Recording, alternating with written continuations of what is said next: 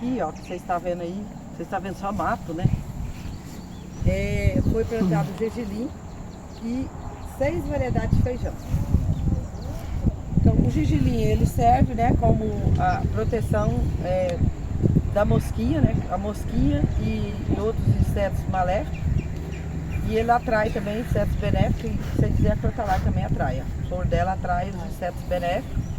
E o gergelim protege contra os insetos maléficos, que é uma dos piores, né, que nós estamos tendo aí no momento. Que inclusive a gente, esse ano, foi uma coisa assustadora, o ataque da mosquinha branca. A mosquinha, ela estava até na cidade. A gente invadiu a cidade. A cidade, a gente chegava na cidade e via nuvem de mosquinha.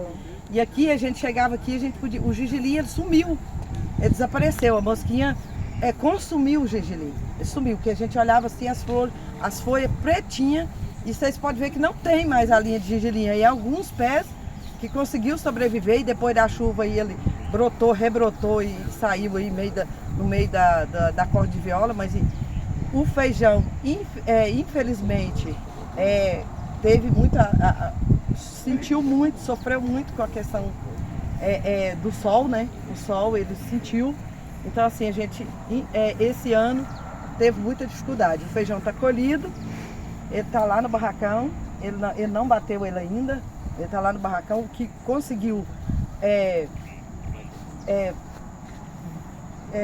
vingar, né? Conseguiu vingar, o que conseguiu vingar, ele colheu, ele arrancou ele está lá no barracão, ele não bateu ele ainda. Isso é importante, porque é importante pesar, Marivaldo, e porque a gente o que saber melhor se adaptou é o que é. Com essa diversidade de clima, né? A diversidade climática. Então a gente tem que ver isso também, né? Isso. Qual é a variedade que conseguiu se destacar apesar da diversidade de clima, né? Climática e tudo que nós temos enfim. E aqui, se a gente não tivesse essa barreira aqui do gergelim, o feijão não tinha nem sombra dele. Porque em outros locais eu plantei 10 litros de feijão ali embaixo, de feijão roxo, no meio de umas mandioca, para poder tentar ver o que acontecia. A mosquinha destruiu ele, porque eu não plantei o gergelim em volta, destruiu assim, ele nasceu e sumiu na terra. A gente chegava lá assim, batia o pé no pé de feijão, tinha nuvem de mosquinha. Nós estamos testando o gergelim com soja lá na Escola Agrícola de Orizona. Nós plantamos agora, vamos examinar se vai dar a mesma relação. Lá teve um ataque nas bordas também. Aqui o que a gente faz, gente, é o mesmo esquema dos corredores, né? A gente chama aqui de célula de seleção, porque está sendo selecionado o milho. Então essa parte toda aqui é milho, e aqui onde Marivalda falou eram as 6 variedades de feijão. O ano passado essa parte aqui estava plantada com as 6 variedades de feijão e ali estava plantada com o milho. Então a gente faz o que a gente chama de rotação. A gente nunca planta a mesma coisa ano após ano. Rotação. E faz também o consórcio, que é esse plantio junto. Então está plantada a crotalária junto com o milho, o gergelim junto com o feijão, para a gente explorar esses benefícios das plantas a nosso favor. Depois, na hora que a gente entrar ali, a gente vai ver entre as linhas da crotalária como que a terra está limpa, o controle do mato. Ela controla nematóide, se tiver nematóide, aquele vermezinho que dá nas raízes. Ela aprofunda, é como se fosse um arado natural, a raiz dela é muito profunda, vai até lá embaixo, busca os nutrientes que estão lá embaixo, e na hora que você corta ela e deixa em cima da terra decompondo, ela retorna para a terra os nutrientes que ela trouxe lá de baixo, onde uma raiz de uma planta comum, como milho, como feijão, não vão chegar, e ela fixa o nitrogênio do ar. Ela se associa com as bactérias benéficas do solo, que é todas as plantas da família das leguminosas. A soja, o feijão, a crotalária são todas da mesma família. Então elas realizam o que eu chamo de um milagre da natureza, que é a fixação biológica de nitrogênio. O ar que a gente respira tem mais nitrogênio do que tudo. Mas a gente não consegue, respirando, a gente não consegue sintetizar a nossa proteína, a gente precisa de comer proteína, a gente precisa comer as leguminosas, comer carne, etc. As plantas da mesma forma. Não consegue aproveitar o nitrogênio do ar. essas plantas associadas com essas bactérias tem uma fábricazinha de ureia na raiz.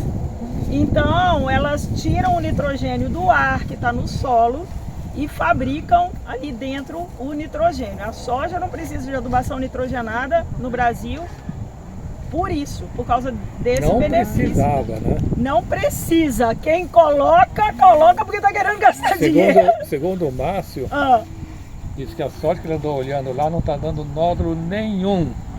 Estão reinoculando? Estão inoculando com o E aí risóbio? estão jogando adubo nitrogenado direto. Mas aí, se jogar adubo nitrogenado, vai matar não é que vai matar o risóbio. Para que você vai investir numa sociedade, numa simbiose, que é essa parceria entre a planta, que a planta dá alguma coisa para a bactéria dá alguma coisa para a planta. Se tem o adubo prontamente disponível ali, para que a planta vai gastar energia com essa associação? Então, está jogando dinheiro fora quem está colocando adubo nitrogenado na soja, ao invés de investir numa tecnologia N vezes mais barata, que é o inoculante, e mais saudável, que é uma tecnologia biológica existente. E outra coisa, descoberta no Brasil, a soja, apesar de não ser uma planta originária daqui, se adaptou muito bem e principalmente por causa da fixação biológica. Por quê? Todo o melhoramento de soja foi feito já com inoculação. Então, a soja convencional, né, que veio sendo melhorada. Então, toda ela já foi melhorada para responder à inoculação. Então, precisa reverter isso. Aqui na Marivalda também, então, além da seleção, do comportamento da produção do feijão, do milho, do melhoramento, a gente também está acompanhando essa questão da melhoria do solo. Hoje, a terra aqui da Marivalda é muito boa, é muito boa. O ano passado a gente não colocou nada, nem o fósforo para completar o que precisava, não foi necessário. Então, todos os anos a gente faz a análise da fertilidade do solo para saber o que a gente vai precisar de colocar.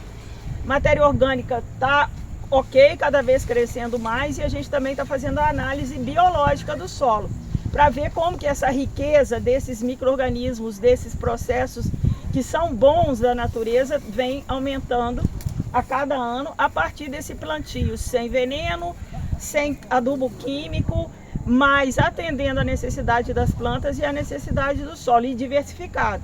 Porque esse ano foi um ano atípico de tudo. E ainda deu alguma coisa. Ano passado, que foi um ano mais favorável, nada de praga, nada de doença. Por quê? Isso aqui está equilibrado. Tiãozinho uma vez falou, vou bater essas árvores tudo, acabar com esse pasto. Ele está enriquecendo o pasto novamente. Isso aqui é toda uma proteção que vem para cá, entendeu? Então, tudo que está em volta vai ajudar a preservar a roça dele, né? E é o que Thaís falou, mas que paz desse lugar, que diversidade, que paisagem bonita. E é isso que a gente pretende com a produção agroecológica, construir uma paisagem bonita, agradável, nativa, rentável e que traga muitos quitutes. Muitos quitutes. Teve um ano que foi muito bom, que é a época que a gente veio fazer a colheita e a seleção, tinha um milho recém-plantado, e aí, foi uma vez que a gente veio fazer a amostragem. Aí tinha um milho que estava no ponto de pamonha, e vira o Tiãozinho, vamos fazer pamonha? Acabamos a amostragem de solo, fizemos um festival de pamonha, foi muito engraçado, né? Então, assim, tem essas coisas, né, que favorecem. E com isso, o ambiente precisa desse ambiente, né, Marival? Precisa desse ambiente. Então, por mais que as adversidades estejam aí, uma produção mais diversificada, mais agroecológica, é mais resiliente, é mais resistente a tudo que a gente está vendo aí. Por isso que a gente fala e pensa e acredita e faz com que essa ideia de semine, porque é muito interessante que vocês queiram estejam caminhando para isso, porque a gente acredita que é o futuro, né? Diante de tudo, reverter essa questão climática, eu acho que a gente, no máximo, se a gente conseguir alguma coisa, é parar um pouco ou diminuir a velocidade do avanço. A situação está muito crítica e a gente sabe disso. E para todo mundo, lucro é lucro, né? O que deixa de gastar é lucro. Então, o que vocês deixarem de gastar com adubo, com defensivo, com semente, o que a gente não gasta é ganho. E né? esse ano, né, quando a gente fala da questão dessas adubação verde, a gente pode ver, é interessante a gente ver no local. Ver no local. Porque o ano passado, quando ela fala dessa rotação de cultura, o ano passado no local onde plantou feijão, plantou milho. E aí, no local que plantou as linhas de milho, onde plantou a crotalária, deu a diferença visível. A gente via ao chegar na roça.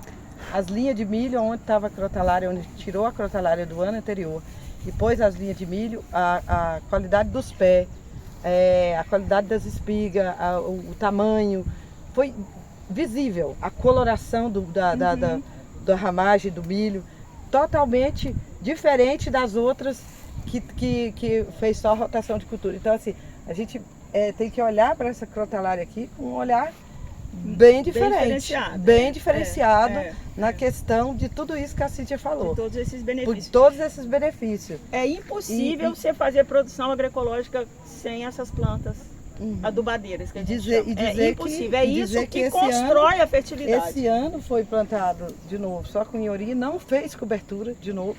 O tchauzinho, infelizmente, toda vez que chega a época da cobertura, o tchauzinho adoece, fica doente, é uma coisa custosa. O ano passado ele ainda conseguiu limpar. Esse ano ele não conseguiu limpar, não conseguiu arranjar peão, ele não deu conta de limpar, vocês estão vendo aí o jeito que está. Igual o arroz lá, por exemplo, também foi plantado só com inhori, não tem cobertura. Então, a cobertura aqui que a Marivalda fala é o biofertilizante, tá? Aqui nessa área entra mais adubação. Quando eu falo de cobertura, é a cobertura com biofertilizante, que inclusive que nós buscamos lá no companheiro Jamil. Todo ano eu buscava lá para poder fazer a cobertura aqui, que ele tem o biogestor lá, então ele passa para a gente o biofertilizante e a gente faz a cobertura. E aí, infelizmente, dos 2 anos, nesses últimos 2 anos, o tchauzinho tem ficado adoecido e não tem assim conseguido dar uma resposta 100% nessa questão. E aí, mas felizmente, a própria terra e o próprio trabalho que já vem fazendo, esse manejo, essa rotação de cultura, o sistema já está dando resposta sem fazer essa cobertura com biofertilizante. Mas vocês estão falando, falando muito da crotalária, tudo. Aí eu fiquei olhando aqui, olha ali embaixo o feijão guandu. Olha só a altura dele. O guandu está em volta das mandiocas lá, né? Sim. Deixa eu fazer uma pergunta para vocês. Pode fazer. Tipo essa aqui, a crotalária. Tipo assim, se eu tiver uma área dessa aqui, eu colhi lá na minha região, a gente costuma, tipo assim, eu planto o milho, eu colho,